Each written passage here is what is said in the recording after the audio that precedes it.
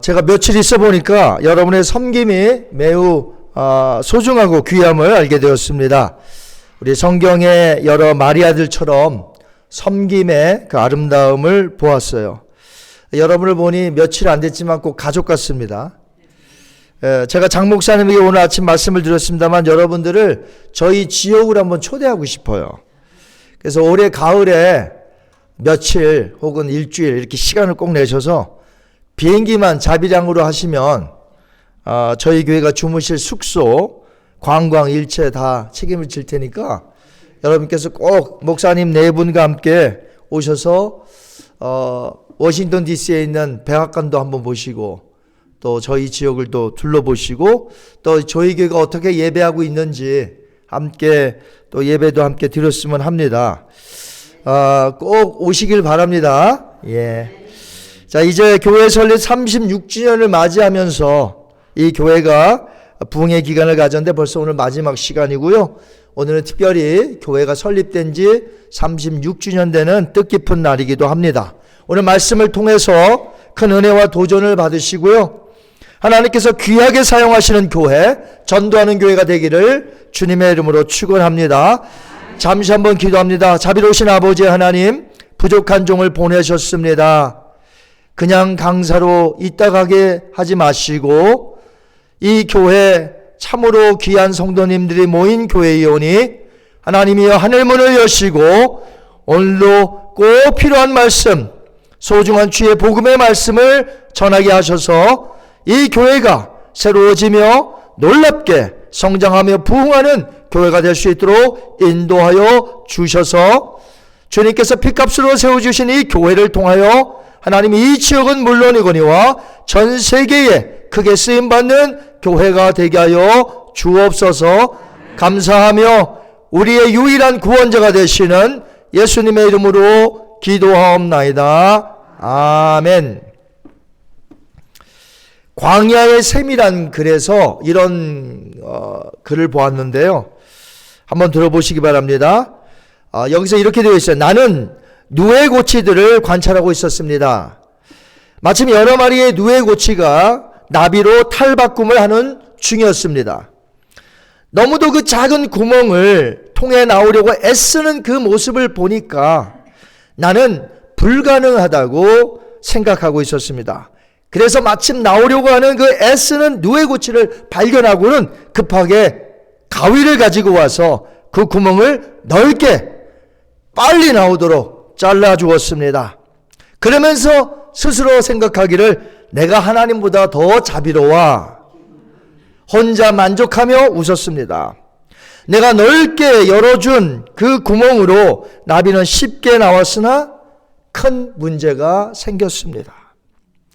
공중으로 솟아오르려고 몇 번 시도하면서도 결국 오르지 못하고 땅바닥에서만 맴돌 뿐이었습니다.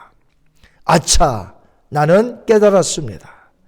작은 구멍에서 고통하며 힘쓰면서 나와야 그 몸의 영양분을 날개 끝까지 공급받으면서 날개가 심하게 마찰되면서 날아오를 만큼 매우 강해진다는 것을 그제서야 알게 되었습니다.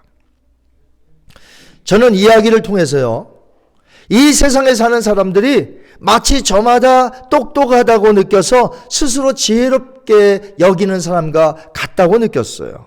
마치 애쓰는 누에고치에 가위로 구멍을 넓게 해주면 쉬울 것이라, 잘 될 것이라 스스로 지혜롭다고 여기는 것 같이 세상 사람들이 그렇게 생각한다는 거죠. 결국 어떻게 해요? 망치는데도 불구하고요. 그래서 인간의 살아갈 길도 구원의 길도 알아서 세상 사람들은 스스로 해결하려고 해요. 과연 이 세상 사람들이 지혜로운 것일까요? 오늘 본문 말씀 21절에 무엇이라고 되어 있습니까?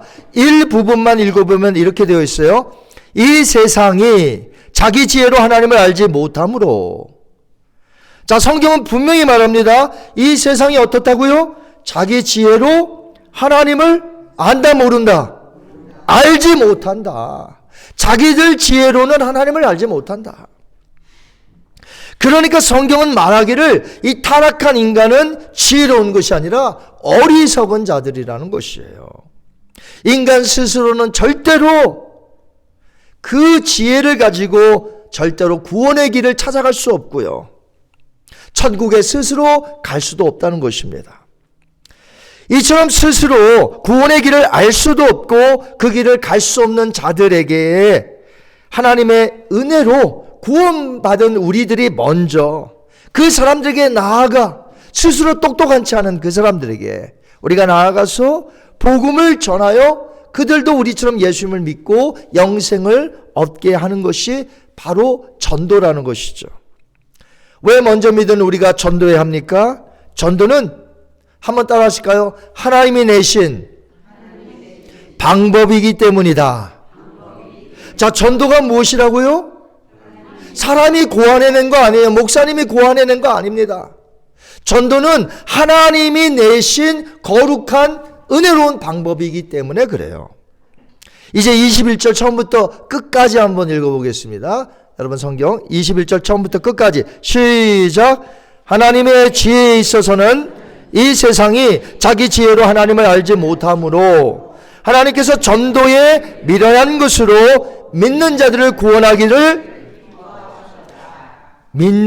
구원하시기를 어때요? 기뻐하셨도다. 세상 사람들 스스로 구원자 되신 예수님을 전혀 알 수 없으니 하나님께서 먼저 예수님을 믿은 여러분들을 사용하셔서 그들에게 구원의 방도를 가르쳐 주신다는 것이에요. 그것을 기뻐하신다는 것입니다. 전도의 미련한 방법을 통해서 말이죠. 세상 사람들이 구원을 얻으려면 세상의 사람들에게 우리가 구원의 도, 이 복음이 절대적으로 필요한 것이에요. 그래서 사람들이 전하는 이 복음을 그들이 받아들일 때, 즉 우리가 전하는 이 전도로 말미암아 꼭 받아야 하는 필연적인 요청이 필요한 것이에요. 여러분, 전도에 미련한 것이란 전도의 방법만 이야기하는 것이 아니고요, 전도하는 내용도 미련해 보이는 것이에요. 자, 우리가 나가서 전도하는 내용이 무엇입니까? 예수님의 십자가인 줄 믿습니다. 예수님의 십자가가 복음이에요. 오늘날 한국에서, 여러분 한국 나가시면 많은 곳이 그 밤에 네온 사인으로 십자가가 멀리서도 보입니다. 요즘은 빨간색만 있는 게 아니라 뭐 여러 가지 색으로 십자가에 네온 사인이 있습니다. 멀리서 보면 와, 멋있다, 아름답다 라고 우리는 말하지만 로마 제국 시대의 사람들에게서 십자가는 어떤 이미지였는지 여러분 아십니까? 그 당시 살았던 자들이 길을 가다가 쉽게 바라볼 수 있는 것이 나무로 된 험한 십자가였습니다. 높이 세워졌어요. 흉측하고 부끄러운 나무 십자가가 여기저기서 쉽게 볼 수 있었던 때가 바로 로마 제국 시대였습니다. 그 십자가 위에는 누가 있었을까요? 끔찍한 죄인들이 부끄럽게도 벌거벗은 채 피를 뚝뚝 흘리며 지금 고통 속에 신음하며 죽어가고 있습니다. 아니, 죽은 자들도 이미 있어요. 그 시대 사람들에게 있어서 이 십자가의 이미지는 뭐예요? 끔찍하고 부끄러운 사형틀이었습니다. 그런데 초대교회 성도님들이 나가서 전파하는 게 뭐예요? 십자가예요. 예수님께서 그 나무 십자가에 매달려 우리의 죄를 사하시기 위하여 대신 피 흘려 죽으셨다는 이 십자가의 복음을 전하니 그 당시 사람들이 이 십자가에 대한 이미지가 있는데 쉽게 받아들이겠습니까? 23절에 바울은 그 당시 사람들이 생각하는 이 십자가의 이미지를 이렇게 말했습니다. 우리 23절 한번 같이 읽어볼까요? 23절 시작. 우리는 십자가에 못 박힌 그리스도를 전하니 유대인에게는 거리끼는 것이요 이방인에게는 미련한 것이로되. 아멘. 자, 십자가는 그 당시 유대인들에게 매우 거리끼는 것이었습니다. 왜냐하면 신명기서에 있는 율법을 유대인들은 너무나 잘 알고 있기 때문에 그렇습니다. 신명기 21장 22절 23절 제가 읽어드릴게요. 잘 들어보시기 바랍니다.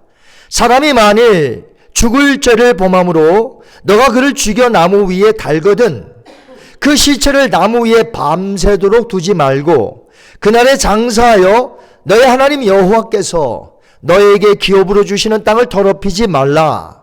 나무에 달린 자는 하나님께 저주를 받았습니다.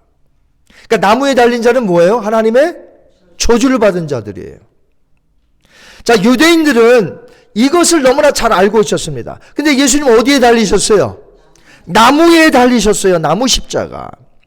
즉 유대인들은 예수님이 죄를 범해서 하나님의 저주를 받아 지금 나무에 달려 죽었다고 여겼으니 그 십자가의 복음을 유대인들이 받아들일 수 있겠어요? 없죠. 유대인들뿐만 아니라 그러면 헬라인들, 유대인을 제외한 모든 이방인들을 그 당시에 헬라인이라고 불렀는데 이 헬라인들에게도 어떻습니까? 이 전도의 내용을 들어보니까 이성적이질 않아. 그러니까 예수님의 십자가가 매우 미련해 보였습니다. 여러분, 십자가의 복음이 이성적이던가요? 제가 예수님을 믿기 전에 한국에서요, 저는 미국 가서 예수님을 믿었습니다. 근데 한국에서 십자가에 예수님이 날 위해서 돌아가셨다고 누가 그래요? 아이, 그런 게 어딨어. 날 위해 왜 돌아가시는데? 그리고 그것도 2000년 전에 돌아가신 분이 지금도 나를 위하여 구원하신다고? 안 믿었습니다. 이성적이지 않단 말이에요. 헬라인이 그랬습니다. 들어보니까 헬라인들은 이성적인 이야기 좋아해요. 달콤한 철학적인 이야기. 그런데 십자가의 복음 이야기 들어보면 에이, 그런 게 어디 있어. 황당무계하고 그렇게 들렸다는 것이죠. 그러나 하나님께서는 우리에게 주신 메시지는 하나밖에 없습니다. 그 핵심이 뭐예요? The message of the cross. 십자가의 도 우리에게 주셨다는 것이에요. 이것은 십자가의 이미지의 완전한 반전을 의미합니다. 이것이 놀라운 예수님의 생명의 복음인 것이에요. 여러분, 나무에 달린 자는 저주받은 자이잖아요. 네, 예수님은 자신의 죄를 위하여 그 나무에 달려서 저주받은 자가 아니라 우리가 달려야 할 십자가에 대신 예수님이 나의 저주, 여러분이 받을 저주를 예수님이 대신 받아 죽으셨다는 거죠. 그래서 누구든지 그 예수님을 믿으면 내가 구원을 얻는 거예요. 나의 죄, 내가 부끄럽게 당할 나의 형벌, 하나님의 그 저주, 형벌을 예수님이 대신 짊어지셨으니 나는 그를 믿으면 구원을 얻는 줄 믿으시기 바랍니다. 나에게 수많은 빚이 있다고 생각할 때에 나는 갚을 길이 없는데 그 빚을 누가 탕감해 줬어요. 대신 갚아줬어요. 그럼 저에게 빚이 있어요? 없어요? 없어요. 똑같은 이치입니다. 예수 그리스도가 내가 받아야 할 하나님의 그 저주, 분노, 그 형벌을 대신 다 받아주셨어요. 내가 그것을 믿기만 하면 구원을 얻는다는 것이죠. 자, 이런 구원의 길을 여셨으니 이 얼마나 십자가의 이미지의 놀라운 반전입니까? 자, 이것이 생명의 복음인 줄 믿습니다. 우리가 나가서 전하는 것이 바로 이것이에요. 다른 것 전하면 안 돼요. 이것을 전해야 된다는 것이죠.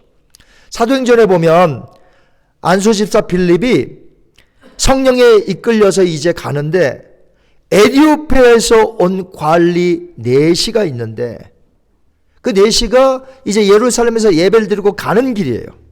자, 그때에 이 관리 4시의 수레에 올라탑니다. 그가 읽고 있었던 이사야서에 나오는 고난받는 종에 대해서 해석을 해줘요. 그때 사도행전 8장 35절에 저자 누가는 이렇게 말했습니다. 한번 들어보세요. 빌립이 입을 열어 이 글에서 시작하여 예수를 가르쳐 복음을 전하니. 자, 뭐라고 되어 있습니까? 예수를 가르쳐 복음을 전하니. 한번 따라 하십니다. 예수를 가르쳐 복음을 전하니.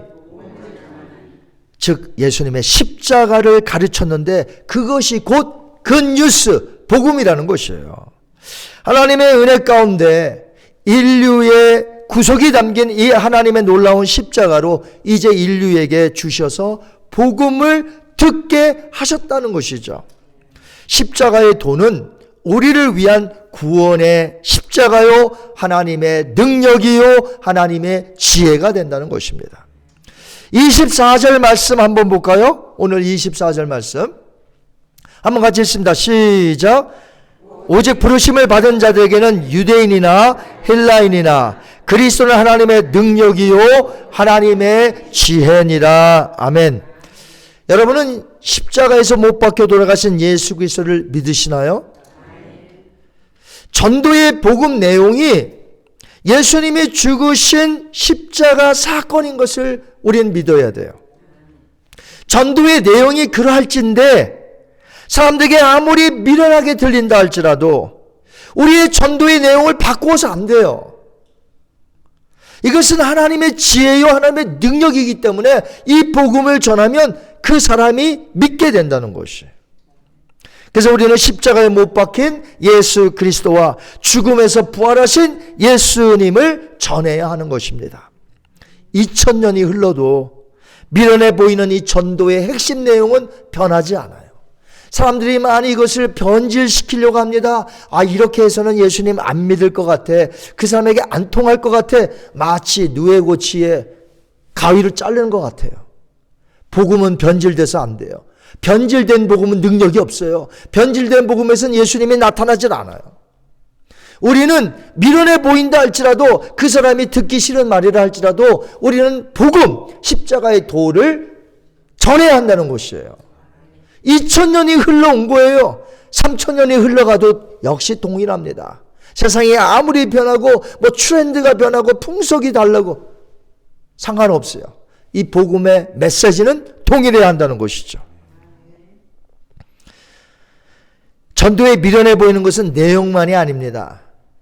이제 전하는 방법에도 보면 미련해 보여요.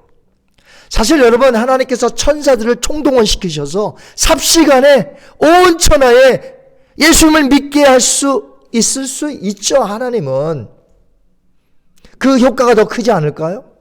근데 그렇게 하지 않으세요. 하나님께서는 왜 나가서 전도하기 싫다는 우리를 왜 그렇게 나가서 전도하라고 하실까요? 여러분 나가서 전도하려면 좋아요, 싫어요? 싫지 않나요? 힘들잖아요. 나가서 그 사람에게 또 아쉬운 얘기 해야 되고, 그냥 집에서 TV 보면 편한데. 왜 나가기 싫다는 우리에게 하나님은 그렇게 나가시라고 하냐 말이에요. 천사들을 총동원해서 한꺼번에 풀어서 예수님 믿게 하면 다 믿을 텐데 하나님은 그런 능력이 있으신데 왜 하나님은 나가기 싫다는, 왜 사랑하는 성도들을 먼저 부르셔서 왜 그 사람들에게 사명을 주셔서 나가서 전도하는 방법을 택하셨느냐 하는 것이에요. 왜요? 그 방법을 하나님이 택하셨어요. 하나님은 선하신 분이십니까? God is good. 그 다음에요. 그 다음에 모르세요? God is good 하면 그 다음에 나와야 되는데. All the time. 다시 한번 해볼까요? God is good. All the time. 그럼 여러분이 제가 all the time 하면 God is good 하셔야 돼요. 아셨죠? God is good. All the time.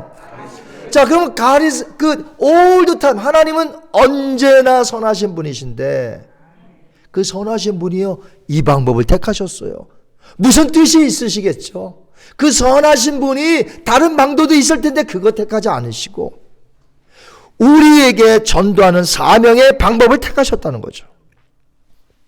요나 선지자, 니느웨 사람들이 원수였습니다. 그러나 하나님은 그 요나 보고 너가 가야 돼. 너가 가야 돼. 요나는 싫었어요. 그래서 어떻게 합니까? 배 타고 도망가요. 근데 하나님이 끝까지 추적하십니다. 이 일 너가 해야 돼. 결국 요나를 다시 데리고 오십니다. 그래서 니느웨로 가서 복음을 전파하게 하십니다. 니느웨 전체가 회개하는 역사가 나타났다는 것이죠. 그래서 중국 선교의 개척자인 허드슨 테일러는 이렇게 말합니다. 하나님의 방법이 사람이다. 자, 하나님의 방법이 뭐라고요? 사람이다. 그러니까 하나님의 방법이 여러분이에요. 예수님께서 12제자를 부르십니다. 그리고 70명의 제자들을 부르십니다. 부르신 후에 그들을 가르치셨어요. 그리고 두 명씩 짝을 지어 마을마다 가서 복음을 전하게 하셨습니다. 먼저 그들을 부르시고 그들을 복음 전하는 자로 세워주셨다는 것이에요. 이처럼 전도는요, 하나님의 뜻이요, 하나님이 내신 방법이라는 것입니다. 복음을 전하는 방법을 주신 것이에요. 천사를 보내어 다 믿게 하든지 아니면 오늘날 전도할 때마다 눈에 보이는 만족에 기적이 일어난다면 사람들이 쉽게 믿지 않을까요? 사람이 구름대처럼 몰려오지 않을까요? 하나님은 그런데 그렇게 하지 않으십니다. 여러분이 나가서 전도하는 전도를 통해서 사람들을 믿게 하시는 방법을 택하셨다는 것입니다. 여러분, 예수님께서 부활하신 후에 그날 저녁이에요. 부활하신 그날 저녁에 제자들에게 나타나십니다. 제자들에게 나타나셔서 하셨던 말씀을 좀 들어보세요. 마가복음 16장 14절 말씀 한번 같이 찾아봤으면 좋겠어요. 마가복음 16장 14절. 마가복음 16장 14절. 자, 부활하신 후에 예수님이 말씀하시는 겁니다. 마가복음 16장 14절 말씀.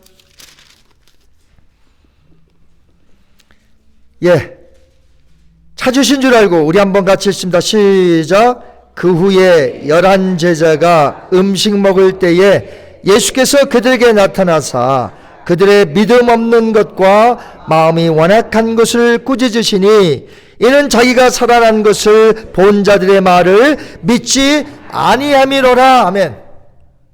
여러분, 저를 한번 보세요. 예수님이 부활하셨어요. 그 부활하심을 본 자들이 있을 거 아닙니까? 그렇죠? 그럼 이 처음 본 자들의 말을 믿어야 되는 거예요. 그 다음 사람들은. 그 다음 세대에 또 이 부활을 보고 부활을 본 사람들의 말을 또 듣고 이러는 게 아니라 예수님께서 부활하셨을 때 500의 형제들 그리고 뭐 야고보 그 다음에 이제 12제자들 이렇게 수많은 사람들이 보았습니다. 그러면 이 본 자들의 전하는 말을 들어야 되는 것이에요. 믿어야 된다는 것이에요. 이것이 1세기, 2세기 지나서 21세기가 되었어요. 예수님이 부활하신 거 처음에 본 사람들이 있어요. 그 사람들의 말을 듣고 21세기가 되었습니다. 똑같은 거예요. 오늘 만약에 우리가 이 말씀을 믿지 않는다면 예수님은 나타나셔서 우리의 믿음 없는 것과 마음이 완악한 것을 꾸짖으시며 이는 자기가 살아난 것을 본 자들의 말을 듣지 아니함이기 때문에 꾸짖는 것이죠. 본 자들의 말을 믿지 아니한다. 그래서 무슨 기적을 행하며 신유의 역사가 나타난다고 해서 그 체험을 한다고 해서 예수님을 믿는 게 아니에요.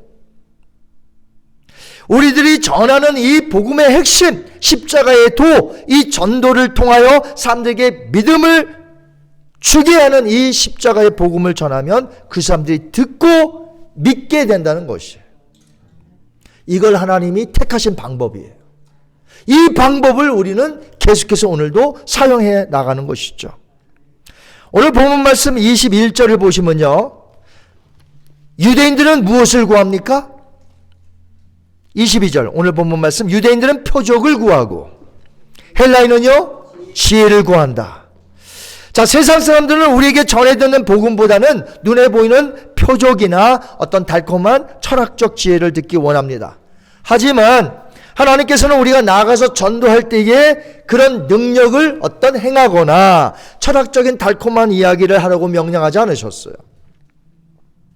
또한 천사들을 전부 동원하여서 삽시간에 온 천하에 다니며 복음을 전하여 예수님 믿게 하지 않으셨어요. 하나님의 지혜는 무엇입니까? 먼저 믿은 우리를 부르시고 십자가의 복음을 가르친 후에 이 십자가의 복음을 가지고 나아가서 이 생명의 복음을 전할 때 이 전도를 통하여 예수님을 믿게 만든다는 것입니다. 이것은 초대교회 시절부터 주님 오시는 그날까지 변함없는 전도의 방법이라는 것이죠. 우리가 가서 성경에서 말하는 십자가의 생명의 복음을 전하는 이 방법밖에 없어요.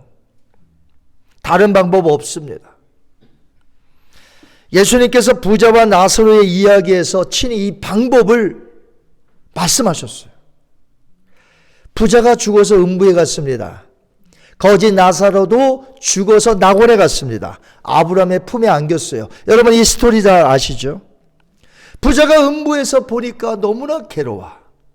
나사로를 보니 너무나 행복해 보여요. 그래서 아브라함에게 부탁합니다. 나사로를 저에게 보내요. 그 손가락 끝에 물병 하나가 아니라 그 손가락 끝에 물을 한번 찍어서 내게 오게 하여 내 혀가 지금 말라가고 있으니 내 혀를 서늘하게 그 물 한 방울 떨어뜨려서 좀 위로해달라고 부탁을 하지만 그곳과 이곳이 갈 수 없는 곳이라면서 거절해버립니다. 그러니까 부자가 이번에는 또 어떤 부탁을 하죠? 저 지상에 아직 죽지 않은 내 형제가 5이나 있는데 나사로를 살려보내서 그들에게 보내게 된다면 나사로가 죽었다가 살아났어. 그러면 그들이 나사로를 보고 믿을 것이니 그리고 회개할 것이니 나처럼 이 음부에 오지 않을 것이니 제발 부탁이니 나사로를 보내요. 이 음부에 오지 않도록 좀 부탁드립니다. 이렇게 또 아브라함에게 부탁을 해요. 이 부자가. 그때 아브라함이 무엇이라고 한 줄 아십니까? 모세와 선지자들에게 듣지 아니하면 비록 죽은 자 가운데서 살아난 자가 있을지라도 듣지 아니할 것이라. 여기서 모세와 선지자가 무엇인 줄 아세요? 성경을 말하는 것입니다. 또한 이 세상에는 성경을 가르치고 설교하는 목사님들이 있음을 말해주고 있습니다.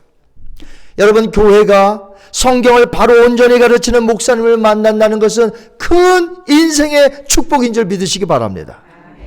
여러분 장영호 목사님을 만나셨어요. 개혁주의, 하나님의 말씀 진리로 그 성경 그대로 가르치시는 목사님 이 시대에 만나보기 쉽지 않습니다. 모세와 선지자, 즉 성경을 올바로 가르치는 목사님을 만난다는 것 축복이고요. 또 성경적인 복음을 받아들인 성도들이 나가서 이 십자가의 도를 증거하는 이 전도하는 자들이 있기 때문에 나사로가 죽었다가 살아날 필요가 없어요. 왜요?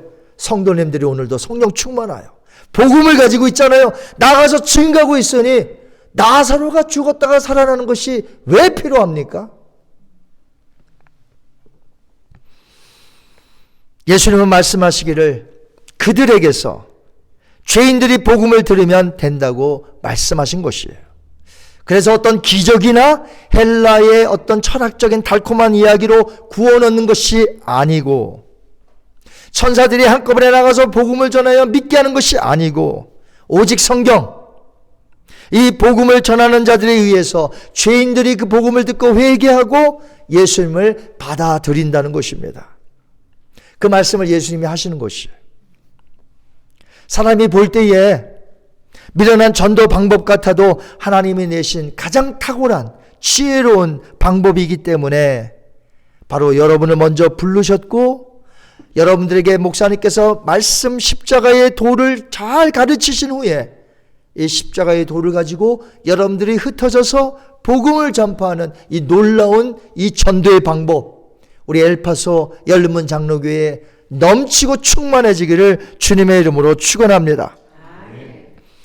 전도는 먼저 믿는 자를 통하여 역사하시는 하나님의 축복된 방법입니다. 먼저 믿은 여러분이 가서 전도하는 것을 하나님이 무척이나 기뻐하세요.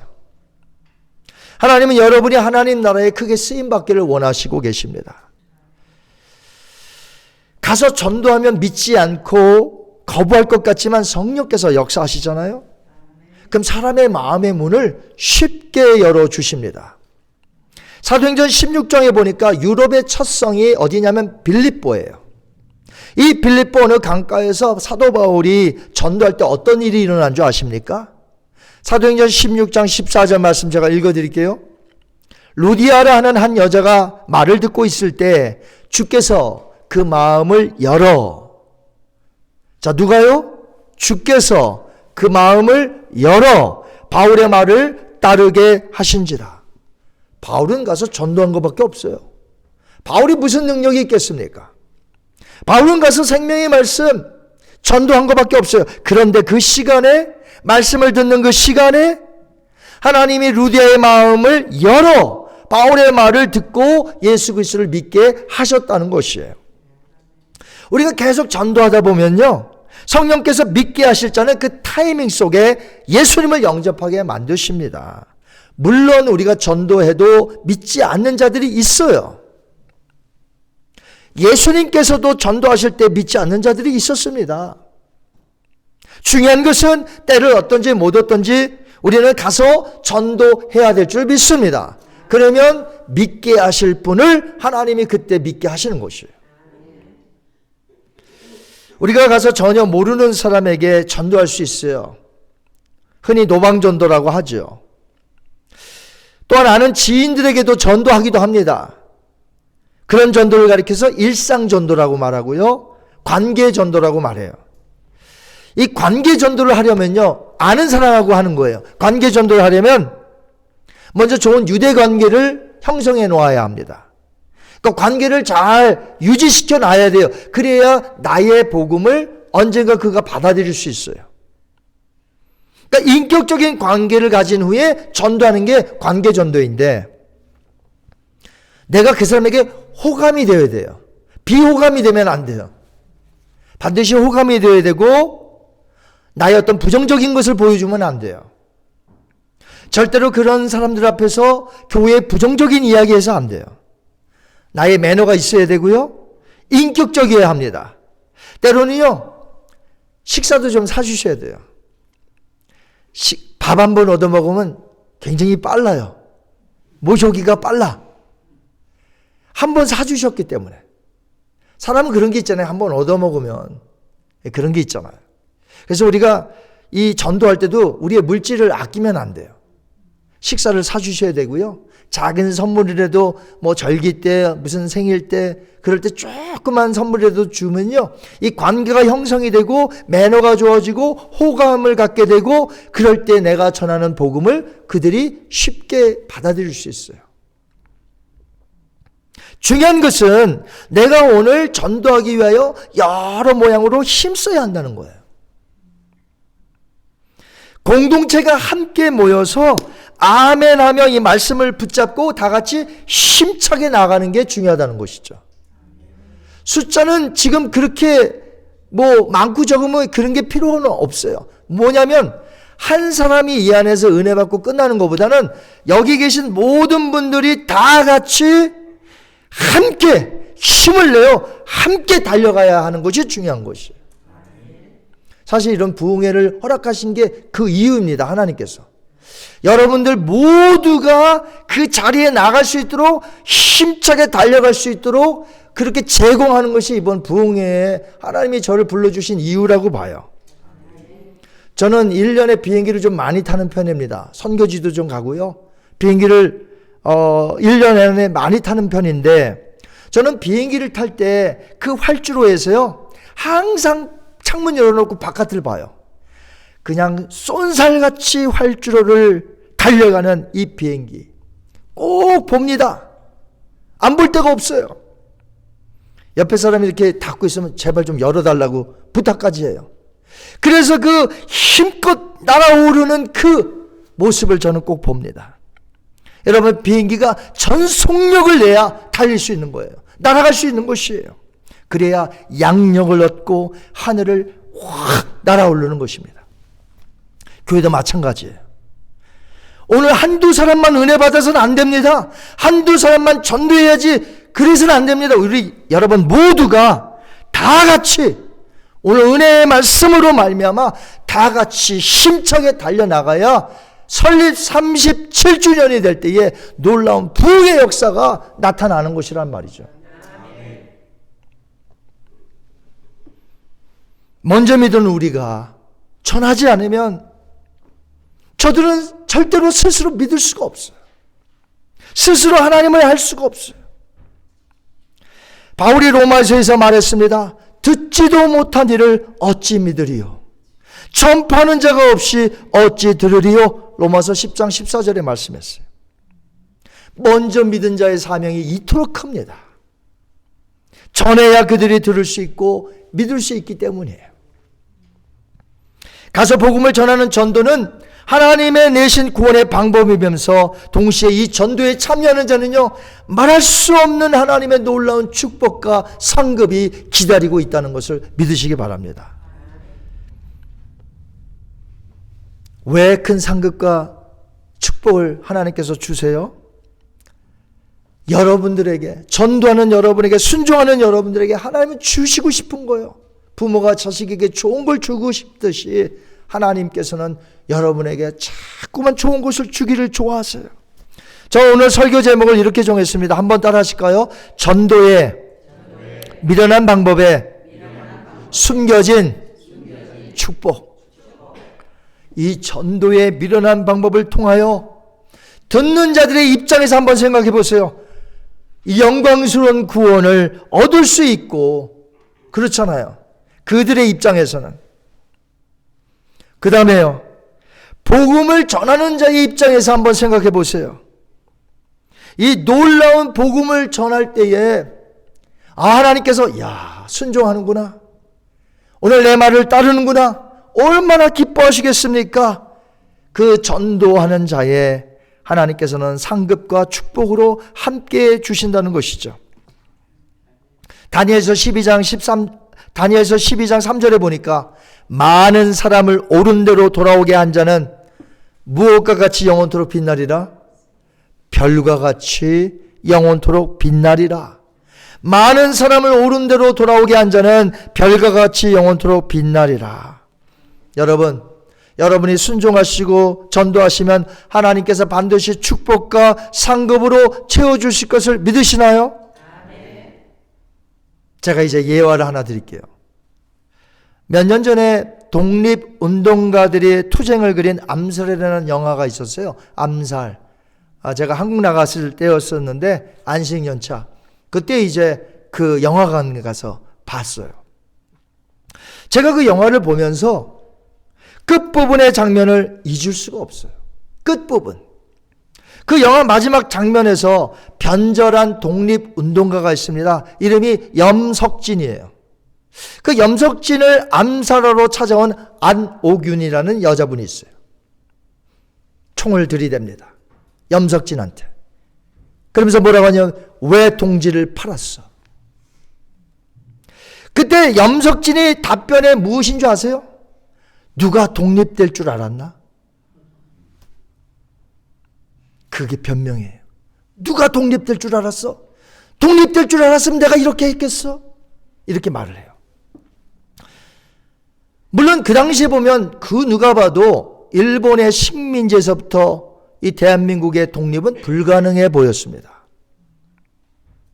만약 독립될 줄 알았다면 염석진이 나라와 동료를 배반했겠습니까? 독립될 줄 알았다면 동료들과 함께 최선을 다하며 싸웠겠죠. 그러나 불행히도 독립할 수 없다는 그 마음이 그로 하여금 자기의 이익을 따라 이 땅에서 자기 원하는 대로 사는 결과가 배신이 아닙니까? 저는 그 영화 마지막 부분을 우리 신앙에 한번 이렇게 적용을 해봤어요. 먼저 믿은 여러분에게 복음을 전하는 전도의 사명을 주신 것 확실히 믿으시나요? 여러분이 전도하시면 수많은 영혼들이 예수님 믿고 여러분처럼 영생을 얻을 것도 믿으시나요? 여러분이 전도하시면 나중에 훗날 주님 앞에 섰을 때에 놀라운 축복과 상급이 있을 것을 믿으시나요? 그걸 믿으면 우리가 하겠죠. 믿으면 열심으로 나아가서 이 교회가 전도하시겠죠. 그런데 믿지 않으면요, 안 하시겠죠. 안 할 거 아닙니까? 오늘 말씀을 통해서 여러분, 훗날에 반드시 우리 주님께서 여러분들에게 상급과 축복으로 이 전도의 열매를 보게 하시며 축복을 내리실 텐데, 그것을 안다면 힘써 싸우셔야 돼요. 악한 것과 싸우고 우리 교회가 한 마음이 되고 단합이 되어서 힘차게 전도하러 나가는 그런 교회가 될 때에 잃어버린 영혼들이 여러분의 손길을 통하여 주님께로 돌아오는 역사가 많이 이루어질 줄 믿습니다. 우리의 사명 꼭 간직하시기 바라요. 로마서 10장 14절 15절 말씀 읽어드릴게요. 듣지도 못한 이를 어찌 믿으리요? 전파하는 자가 없이 어찌 들으리요? 보내심을 받지 아니하였으면 어찌 전파하리요? 기록된 바 아름답도다 좋은 소식을 전하는 자들의 발이요. 전도에 미련한 방법에 숨겨진 축복을 오늘 깨닫고 이제 힘차게 함께 달려가시는 우리 엘파소 열린문 장로교회가 되어서 하나님이 내신 방법, 지혜로운 방법인 전도를 통하여 놀라운 역사가 37주년, 38주년, 40주년 놀라운 역사가 여러분 가운데 임하기를 주님의 이름으로 축원합니다. 이 시간 다 같이 눈을 감고요, 이 시간 한번 다 같이 기도하기를 원합니다.